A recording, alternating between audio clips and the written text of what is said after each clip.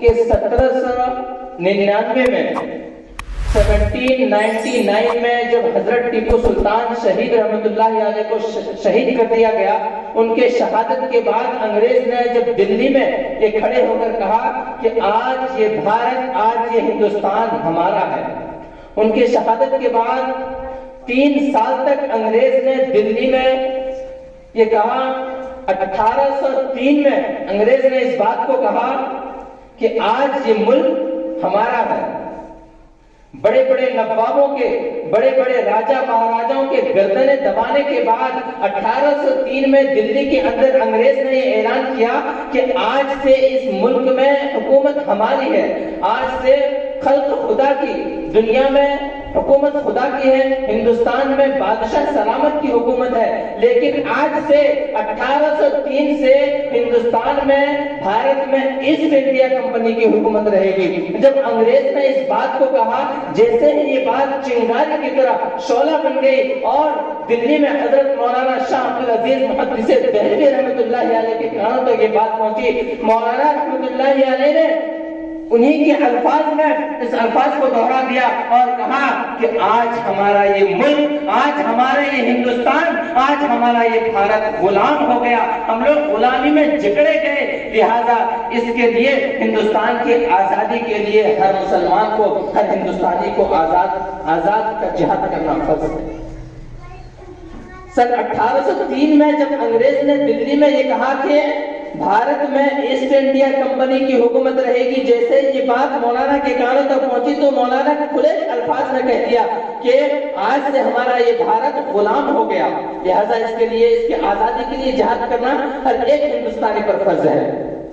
1803 کی بات ہے جب یہاں پر ہندوستان میں کوئی پارٹیاں نہیں بنی تھی، جب اس وقت کانگریس بھی وجود میں نہیں آئی تھی. 1803 کی بات کر رہا ہوں میں. 1803 کے بعد جب آزادی کی پہلی آواز شاہ ولی اللہ محدث دہلوی نے اٹھائی، اس کے بعد 1803 کے بعد 80 سال کے بعد 1883 میں کانگریس وجود میں آئی. 80 سال تک کوئی نام و نشانی نہیں تھی، کوئی پارٹیاں ہی نہیں تھی. اس وقت ہمارے اکابرین تھے جو ہندوستان کو آزاد کرائے، ہندوستان کی آزادی کے لیے، جہاد کے لیے آواز اٹھائے. حضرت مولانا شاہ عبدالعزیز محدث دہلوی رحمۃ اللہ علیہ بنے ہندوستان کی آزادی کی پہلی آواز. دنیا نہیں جانتی، یہ آپ کی تاریخ ہے، دنیا کو معلوم ہی نہیں ہے. آج ہماری تاریخ کو مٹانا چاہ رہے ہیں. معزز سامعین کرام، اس کے بعد 1831 میں سب سے پہلا آزاد جہادی لڑا گیا. اس کے سب سے پہلے چیف کمانڈر حضرت سید احمد شہید اور حضرت شاہ اسماعیل شہید رحمت اللہ علیہ بنے اس آزادی کے پہلے چیف کمانڈر. مانتا ہوں میں کہ 1831 میں ہماری ناکامی ہوئی، میں یہ بھی مانتا ہوں کہ سن 1857 میں بھی ناکامی ہوئی. آپ ایک روشن مستقبل کتاب ہے جو پرانی لائبریریوں میں بھی دیکھی جا سکتی ہے. آپ اس تاریخ کو اٹھائیے، اگر اس تاریخ کو اگر آپ اٹھائیں گے تو اس تاریخ میں یہ لکھا ہوا ہے کہ سن 1857 میں 33,000 علماء کو زندہ جلا دیا گیا، 33,000 علماء کو شہید کر دیا گیا ہے. یہ آپ کی اور ہماری تاریخ ہے، آج کی حکومت نہیں جانتی ہے. اور یہ کھڑے ہو کر پیشاب کرنے والے آج ہمیں سیکولرزم سکھا رہے ہیں. معزز سامعین کرام، اس کے بعد آزادی کے بعد جب سن 1857 میں ہماری ناکامی ہوئی تو سن 1866 میں دارالعلوم کی بنیاد ڈال دی گئی. اس کے بعد ہمارے اکابروں نے، ہمارے علماؤں نے عوام کو کہا کہ اپنے بچوں کو ہمیں دو، اپنے بچوں کو ہمیں دو، ہم اس کو مفت پڑھائیں گے، مفت لکھائیں گے، مفت تعلیم دیں گے اور مجاہدین کی اولاد کو مجاہد بنا کر پیش کریں گے دنیا میں. اور اس میں وہ کامیاب ہوئے. معزز سامعین کرام، سن 1947 جب ہمارا یہ بھارت، ہمارا یہ ہندوستان آزاد ہوا، اس کے 1 سال پہلے، ہسٹری کو میں 1 سال پیچھے کر رہا ہوں، سن 1946 میں تاریخ موجود ہے ہمارے پاس کانگریس کا پورا وجود، پورا لسٹ موجود ہے، تواریخ موجود ہے ہمارے پاس.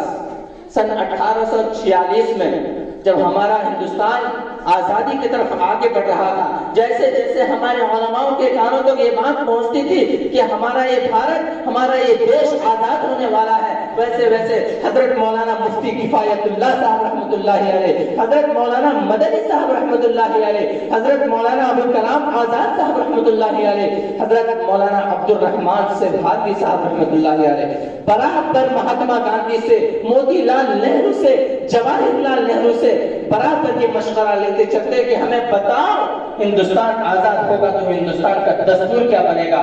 کیا ہندوستان آزاد ہونے کے بعد ہندوستان کا دستور سیکولر دستور ہوگا یا ہندوستان ہندو راشٹر بن جائے گا؟ ہمارے پاس تواریخ موجود ہے کانگریس کی سن 1946 کی.